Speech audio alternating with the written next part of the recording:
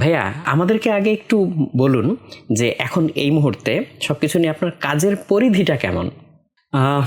Basically আমরা creative IT, একটু আগে যেটা বললেন যে ক্রিয়েটিভ আইটি ইনস্টিটিউট থেকে আমরা ক্রিয়েটিভ বিজনেস গ্রুপ, এখন অলমোস্ট আমাদের প্রায় 12টা কনসার্ন অ্যান্ড অলমোস্ট এমপ্লয়ি হচ্ছে 650+।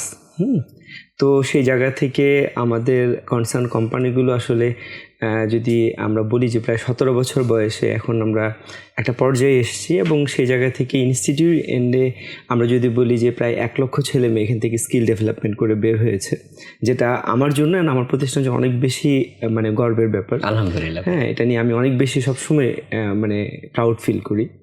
অ্যান্ড পাশাপাশি হচ্ছে যেটা যে লাইক আমরা গ্লোবালি কাজ করি, প্রায় 18টা কান্ট্রিতে আমরা কাজ করছি, ফুল ফ্লেজেড মানে export base like BPO base কাজগুলো করছি।